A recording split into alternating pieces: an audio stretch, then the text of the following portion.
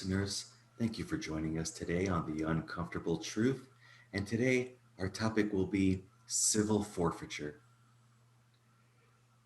Yeah, and it's a pretty interesting topic, because I've never really understood why it's even okay for law enforcement to take your asset without actually convicting you of a crime. So you're suspected and they take your asset.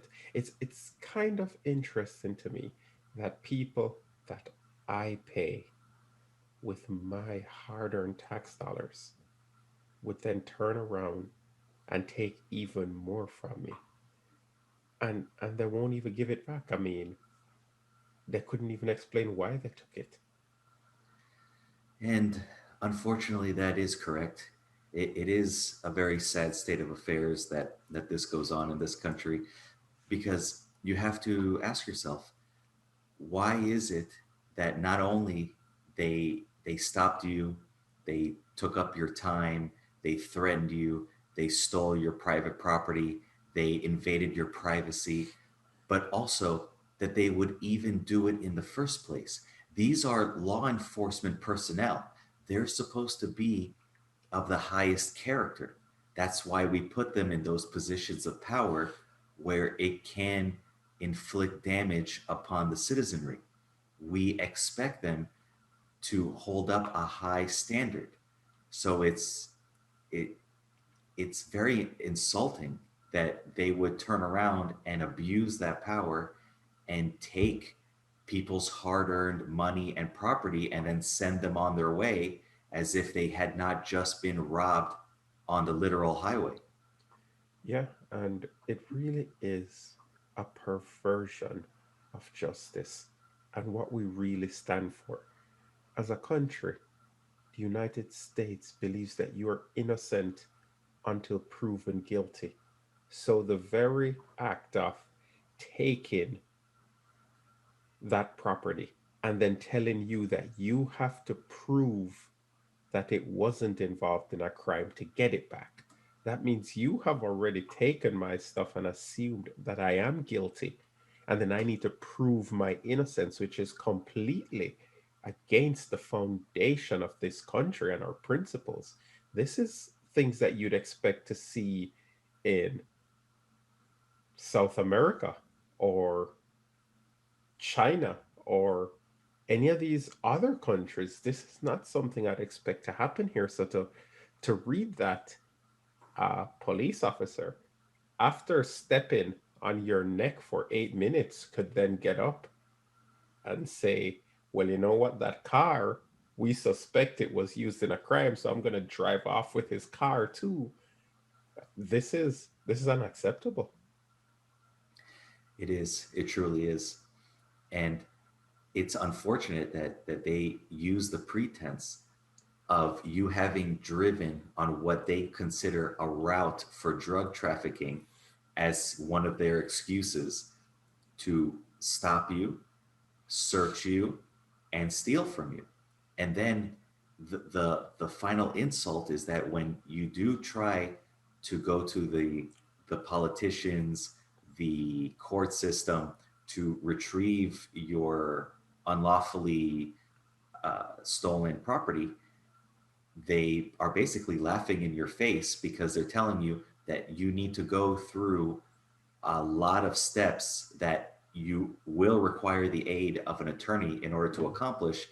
And those fees that you'll pay with the attorney and the court fees, which is another insult that they'll charge you in order to ask for your own property back. When you go through all these steps, it's oftentimes not even worthwhile. And then when you do, I don't even want to call it winning because you've already lost. Even if you do succeed in getting them to gracefully return your property, they often keep 10%, regardless of the outcome of all of your efforts in court, just as a fee for having performed this action of theft. Yeah, and it really is such a sad state of affairs because, you know, these police officers, they need to come back to being our comrades because they are the cornerstone of the utopia that we're trying to build. So we need to be able to trust them. And so we have to hold them to a much higher standard because obviously we will need these comrades in the times to come. So things like civil forfeiture, it actually makes it seem as if our government is at odds with us now, that they think they can take our stuff. It still really rubs me the wrong way to think that people I pay are stealing from me. It's kind of the worst feeling. You know, if there's a stranger that just comes out and tries to steal your stuff. I mean, if you think about it, that comrade also in some way helped to make the thing that he is there trying to steal. So there's one thing because his effort is somewhere in there as well, right? He either helped to mine or farm or do something that resulted in me getting where I am. So every citizen, for the most part, has assisted to build this great utopia and put it to where it is right now. But the government is, however, not. They are sitting there not contributing. Now we are paying them, and their only job is to regulate and keep the country or our society flourishing. So to see that the people that I gave power is actually coming around and stealing from me, this is a this is truly unfortunate. It is truly an unfortunate situation. Indeed, because it's not even an abstraction. Their job is to protect our money, privacy, and it's extremely disheartening to see them chipping away at this amazing American experiment that we've been doing for over the last 200 years. And it's important that we root out all of those individuals in these departments that are participating in this theft, whether they're told that it's okay or not. You as a person should know the difference between right and wrong, especially if you are in law enforcement. And it's important that we root them all out and begin anew with a fresh crop of bright-eyed individuals that are wanting to do a good deed and enter into this line of work, because as we're transitioning from just the train wreck of the previous presidency into this awakening that we're having with the success that we've seen in electing the incoming president, we need to make sure that we have the law enforcement that matches the new outlook on society, where we all try to help each other and we're all in this together. Yeah, absolutely. I mean, if I if I'm to think about the things that we're seeing in society right now, and that's gonna have to be another show in and of itself. I mean, the disconnect between government and the people and private corporations and the people, and it should just be the people. Why are there so many other things? And I think it's actually external forces where they're really trying to divide us. But in this new world forward, this new society that's emerging, because a lot of things are going to change and a new society is going to emerge, we really do need to make sure that we're building the best one possible. It's time for a new experiment, and I think we have a great duty to play in it. And I don't think civil forfeiture has any role to play in it. That is 100% correct. And it's important that our listeners understand that this is more than just local law enforcement. Civil forfeiture is done by the IRS, it's done by the FBI, it's done by every branch that you could think of, every department, every agency. So we definitely need to root this out. And remember, these funds go directly into the coffers of the department that stole them in the first place. So that's another moral hazard that they have, and there's no way that they can convince anybody that this is ethical because they steal the money, they get to keep the money. So it creates that circular incentive where they will want to go out there and take your money as well. Remember, people are being robbed with no evidence whatsoever. The police simply saw that this car looked like it might have something interesting for them. They pulled them over. They search. You can't even deny them the search. It's your right to say you do not consent to a vehicular search. But even if you deny it, they will still perform it because remember, the guise is that you're doing something suspicious, even though you're not. To them, the suspicious action was just driving on that road. So they perform the search, they take your property, they are basically invading your privacy, insulting you, and then you're on your way, and you're just thinking to yourself, was I just robbed by the people that are paid to protect me? And it's the same at every level. So it's important that we remove civil forfeiture altogether to eliminate that awful incentive for our own law enforcement robbing us. Oh, absolutely, absolutely. I mean, just to think that the presumption of innocence is just gone, and we've set a clear. We cannot have a police force or any law force or anything that we cannot have a law or policy in place that allows that gives a benefit to law enforcement to commit that crime. It's kind of why we're also against quotas, right? If Indeed. you as a police officer or anything, you're required to hand out 50 tickets and nobody is speeding and you want to keep your job, you're going to falsely accuse people. It's just how it works. It it actually forces or incentivizes crime. It incentivizes them to break the laws or find loopholes, which I think is what this is. It's like now you know that civil forfeiture is a thing, and the department is having a hard time under budget. What are they going to do? They're going to come and accuse you of something and take your car, accuse this person of something and take something else.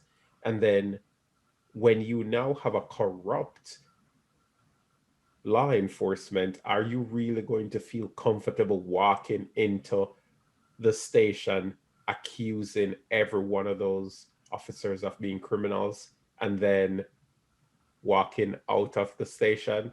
I mean, no matter how you think about it, if they're willing to steal your property, it's just another thing to steal your freedom. So it's really something that needs to be taken care of. This cannot be allowed to continue. Exactly. And for anybody out there who's thinking to themselves, well, once this goes to a jury, it should all be ironed out. And after enough of those trials, they should end it. Well, remember, just like with speeding tickets or any of the other forms that government uses to overstep their bounds and create random taxes for the citizenry, you don't get a jury trial. So when you let's say it's a speeding ticket, whether you were speeding or not, you get the ticket, you're not, well, by the Constitution, you're entitled to a jury, but by all of the modern interpretations and perversions to the Constitution and the local ordinances, they have removed your right to a jury trial. They call it a civil matter. And even though the penalties to the people suffering them are just as severe as anything you might experience in a criminal trial, you no longer get the jury. So now it's solely up to the individuals that stand to benefit from your suffering. So, do you really think you're going to get a fair trial if there's no jury of your peers? This this is a cancer that has impregnated our judicial system for far too long, and in far too much of a reach for us to allow it to continue. It's going to be tough, just like, the unfortunate souls that have to go through chemotherapy, but it's time to start chemo. Absolutely. How did we not realize that there was a conflict of interest with this law? How did this get passed? It's like we should have known that you, you cannot allow people to steal money or to take money from the citizens to fuel and then allow them to pocket it. It would even make sense if you told, the law enforcement that you can forfeit or you can take these property, but you're not allowed to use it. It just stays there to the point where it's storage. So it would not be in their best interest to take it. But Indeed. but the way they did this was they just incentivized it. This is absolutely a conflict of interest. Just the thought that this is happening to our fellow comrades, this is Yes. unacceptable. And we want to be careful. We don't even want to give them that option just to leave it in storage, because things disappear magically from police evidence rooms. And in addition, they've attempted to do civil forfeiture where the money doesn't go directly to the police department, but just to the general fund for the government. But still, Oh yeah, remember, same thing. exactly, because the government is giving the mandates to their local police departments. And if the government is getting the money, all they have to do is say, hey, you want those raises? Keep forfeiting people's civil liberties and their property. So, it's best not to even give them an inch. Let's do it. Let's perform law enforcement at every level, IRS, everything, the way that you imagine law enforcement is done. You see evidence, then you investigate, and then you seize only what is related to the crime itself. And then That's it. you give that crime, you give all those assets to the people. Even better. Yeah, I think our comrades deserve to get it. At the end of the day, we all work to build it either way. It's our money that bought or traded that eventually led to that one person getting, amassing that wealth. So at the end, if there's a crime and that person did not act in society in good faith, we need to take those assets and give it back to the people, and then they will use it and invest it again accordingly. So it should always go back to the people. It should not go back to the government. It should not go back to law enforcement. It should absolutely go back to our fellow comrades. Exactly. And remember, as it always is with the uncomfortable truth, our goal is not to trigger or upset or blame or defame or libel or anything similar to that. So if you are out there and you're a politician, you're a law enforcement uh, professional, you're an IRS agent, you're an FBI agent, and you're listening to this and you're getting triggered, it might just be because you have participated in this in the past. So if you're one of the ones who's getting triggered and you have not participated in this, and you do find it a little bit distasteful when you see your fellow agents or police officers or IRS personnel engaging in this activity, or politicians, then what we're trying to do here is to bring it to light and keep it in the forefront of your mind, so that the next time you see it happening, you'll see that it's best not to stay quiet about it. You can go ahead and you can be a whistleblower. You might even be able to take action right then and there to prevent it from happening to the next victim. And by listening to this podcast, you can clearly see that you're not alone, and you will always have somebody in your corner at the uncomfortable truth. Very well said. And remember, everyone, it's only by confronting the uncomfortable truths that we can all ascend together.